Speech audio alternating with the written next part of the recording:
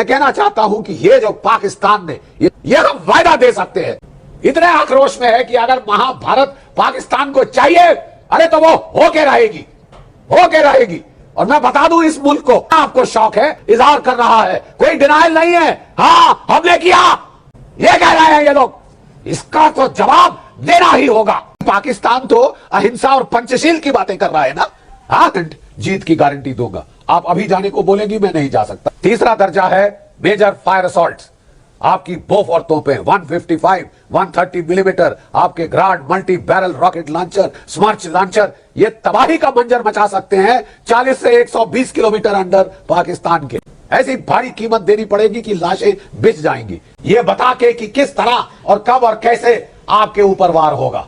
General GD Bakshi की कल ही हमने आपको एक वीडियो दिखाई थी जिसमें वो बड़ा शांत और बड़ा मासूम होकर कनाडा और अमेरिका से रिक्वेस्ट करता दिखाई दे रहा था कि हमारे साथ जो तुम कर रहे हो दुनिया सियासत में या दुनिया की जो वर्ल्ड ऑर्डर में तब्दीली आ रही है उसे लेकर, तो ऐसा मत करो, हमने तुम्हारे लिए बड़ी कुर्बानियां दी हैं। और ऐसा लग रहा था कि जनरल जीडी बख्शी तो ये है ही नहीं, क्योंकि हम जो जिस जनरल जीडी बख्शी को देखते हैं या जानते हैं वो तो वॉर मॉन्गर है, वो तो हर वक्त चीखता चलाता है। लेकिन उसी के साथ साथ जनरल जीडी बख्शी पाकिस्तान पर भी बोला है, और वो क्या बोला है और कैसे बोला है, और ये तक कह दिया है उसने कि अगर तुमने यानी भारतीय फौज ने भारत पर से पाकिस्तान में हमला नहीं किया या पाकिस्तान को तबाह बर्बाद नहीं किया तो मुझे फिर भारत में रहने का कोई फायदा नहीं, कोई हक नहीं, मैं यहाँ से कहीं और चला जाऊंगा। इसकी रीजन क्या है?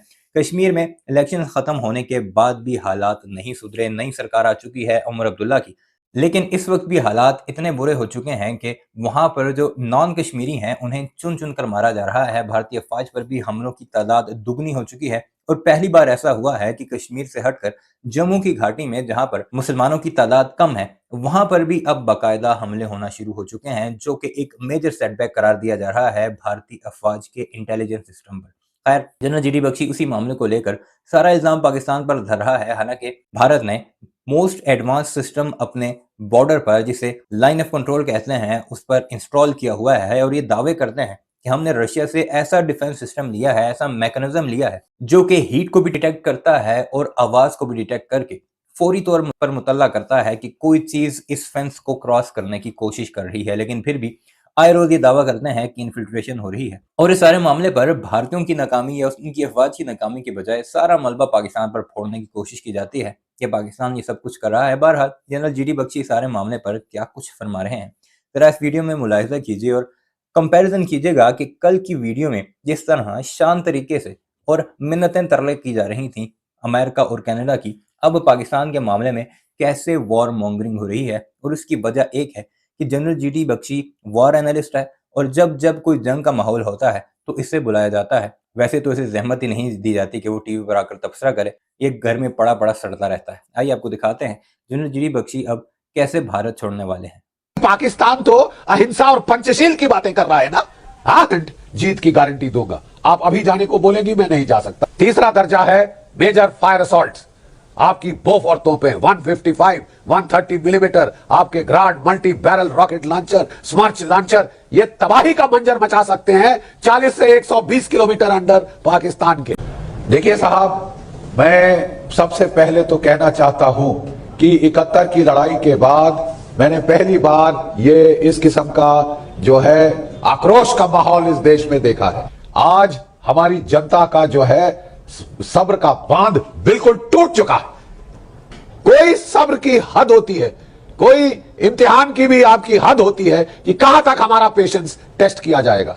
मैं कहना चाहता हूं कि ये जो पाकिस्तान ने ये हम वायदा दे सकते हैं, क्योंकि अब इस देश की पूरी जनता इतने आक्रोश में है कि अगर महाभारत पाकिस्तान को चाहिए, अरे तो वो होके रहेगी, होके रहेगी। और मैं बता दूं इस मुल्क को, आपको शौक है, इजहार कर रहा है, कोई डिनाइल नहीं है। हाँ हमने किया, ये कह रहे हैं ये लोग, इसका तो जवाब देना ही होगा।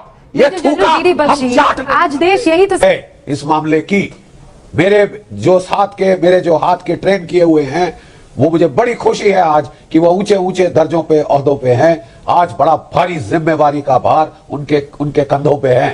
मैं पाकिस्तान की मदद नहीं करना चाहता, ये बता के कि किस तरह और कब और कैसे आपके ऊपर वार होगा। ये पाकिस्तान को स्ट्यू करना पड़ेगा अपने जूस में थोड़ी देर। आपने हिमाकत की वो है, लेकिन मैं आपको एक ब्रॉड, एक सैनिक विशेषज्ञ की हैसियत से, जिसने काफी लड़ाई देखी है, ना सिर्फ मैं कारगिल में लड़ा हूं, मैं किश्तवाड़ में लड़ा हूं जहां मुझे सेना मेडल दिया गया था, मैं रजौरी पुंछ में लड़ा हूं, जो लड़ाई का मैदान था इस देश पे वहां लड़ चुका हूं, मैं पंजाब में भी आतंकवाद के साथ जूझ चुका हूं, तो मैं कुछ तजुर्बे से कह रहा हूं। देखिए, भारतवर्ष की सशस्त्र सेनाओं के पास आज के दिन there is a whole range of options, हजारों ऑप्शंस है हमारे पास, और ये काउंटडाउन का मीटर एजेंसी प्लान है। आप फिक्र ना करिए, ज्यादा देशवासियों को अब फिक्र करने की जरूरत नहीं है।